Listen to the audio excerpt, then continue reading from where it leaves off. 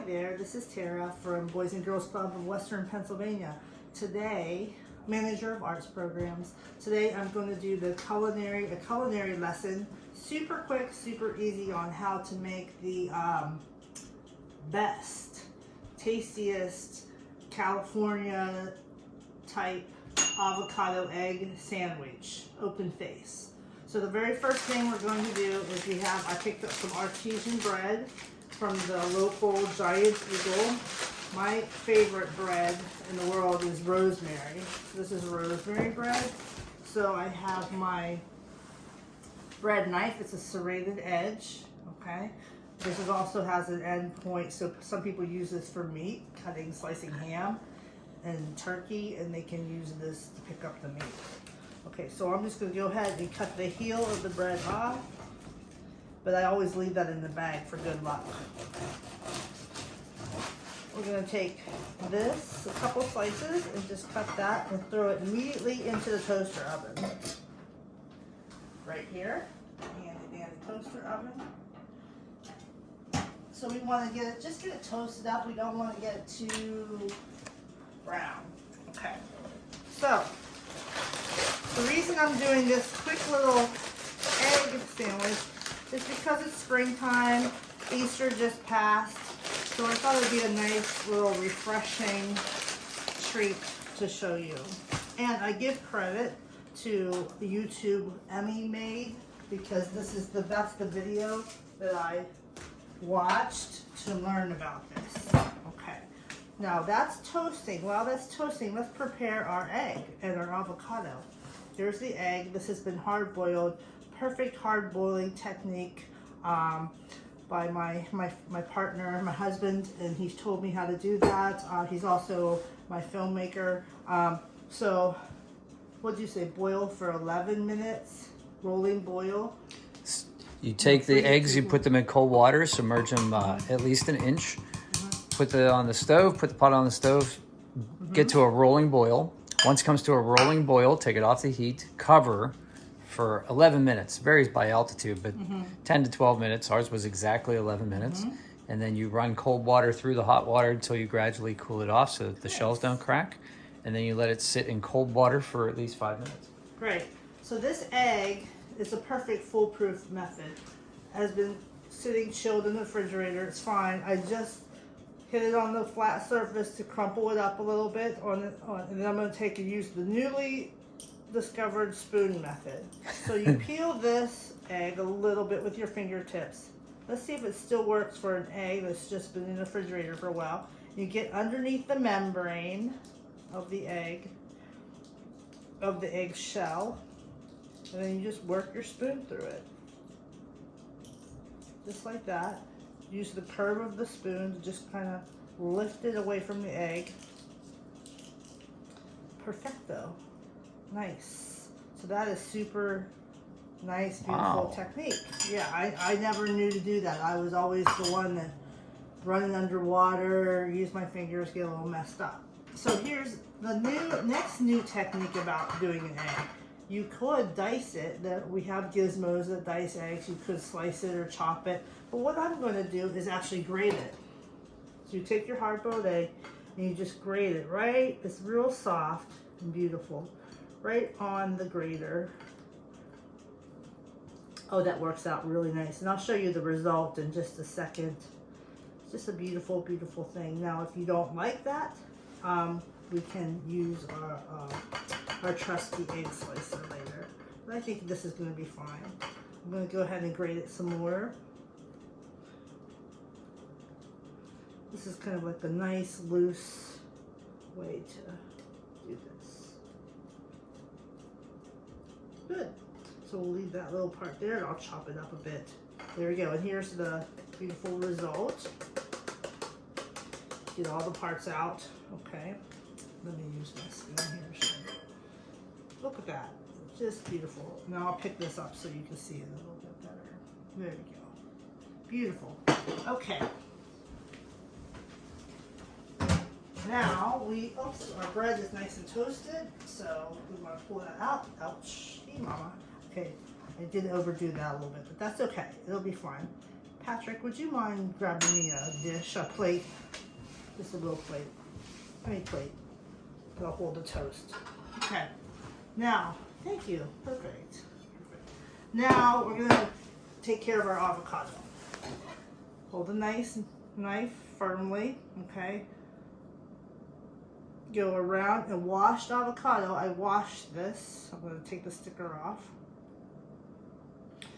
Because the reason I say wash your fruits and vegetables is because you're gonna be putting your knife through the skin.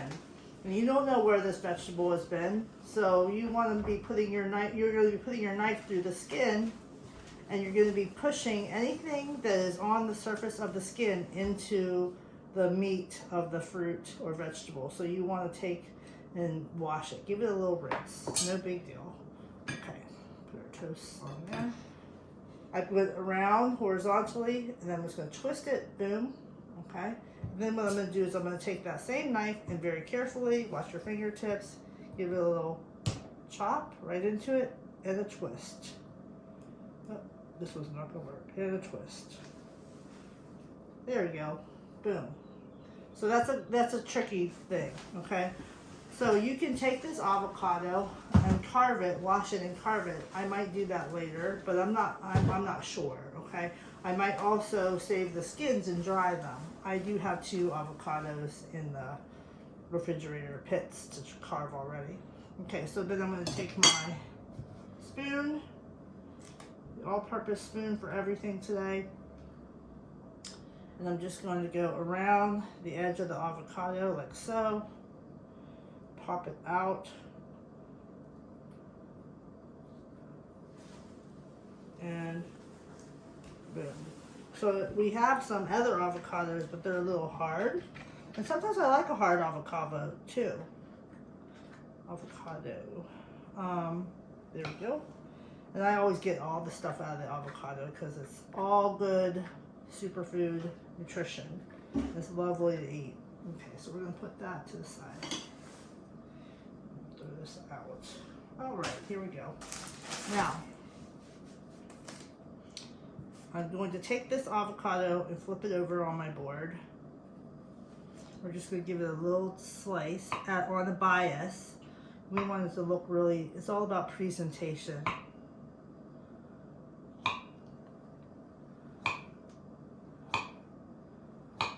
We're not mashing this. This is all about texture in your mouth.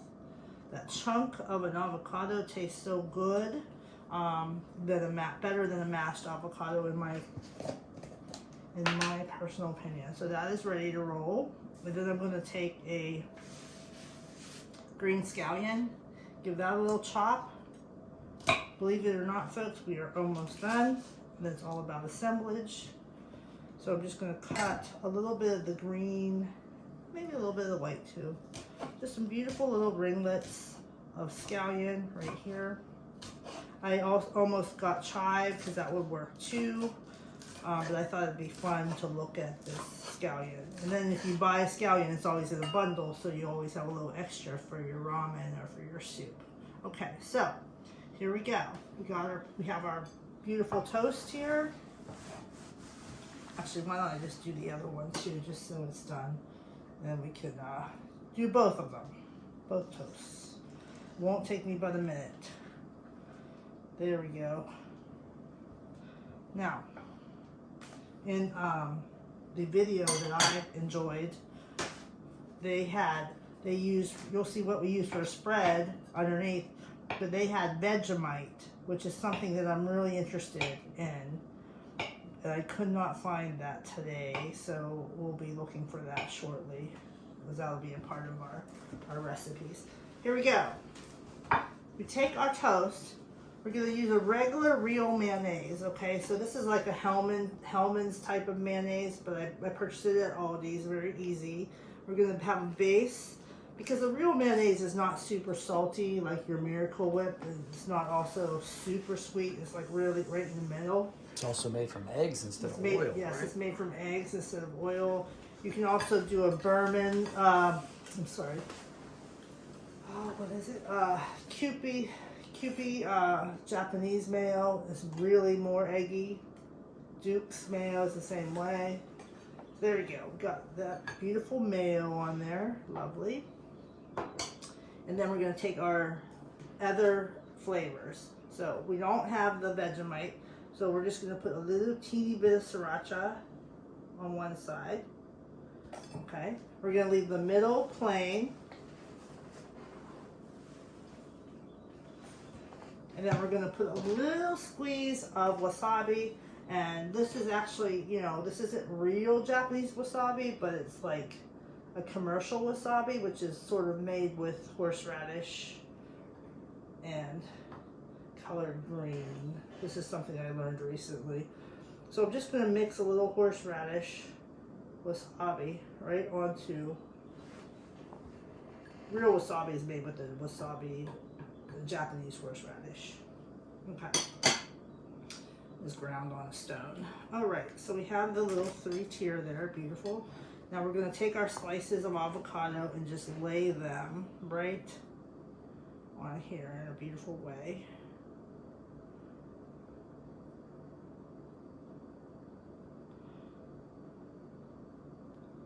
Nice. Just lay them out however you like. But just make it look pretty, because food is always much more tasty if it looks really pretty. Okay, good. And then you're going to take your ground up egg.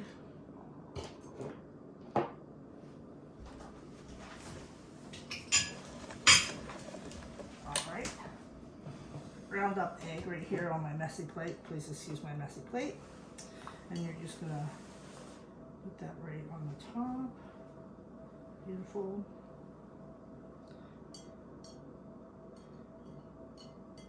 However much egg you like. Now, there are egg and avocado combo salads that are really nice. People mix them in cubed form, both avocado and egg. Lightly mix it so it's not too broken down. And sometimes they'll add like a bit of crunchy lettuce or something. Or I've actually seen people do like some slivers of almond in there. Now we're going to take a little bit of spring onion or scallion right on the top there. A little couple greens for color. Beautiful. I know it looks like a heaping mess, but it's all going to be good.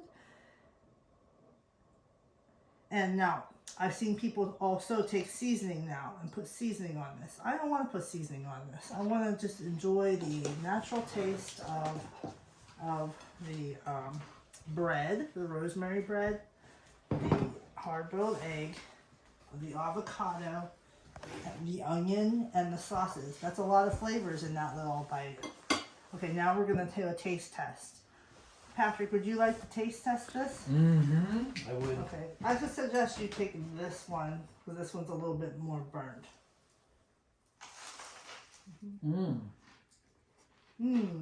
You crunch that for a minute, then you give me your feelings.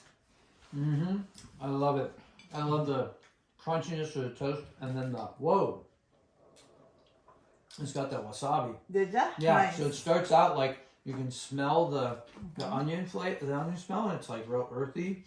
And then you crunch, and then it's creamy because you got this and the egg and the avocado, and then boom, man, there's an explosion of flavor. Let me just taste this too. That Well, wasabi was something else. Thank you, folks, for joining us for this little food demonstration. And next time, yes, you can come in here. Yes, next time we'll have something even better. Cultural cooking classes or sessions, video sessions, virtual sessions will start in May on Friday evenings. So look out for those, and we're going to be doing all sorts of cultural cooking from around the world. Okay, thank you.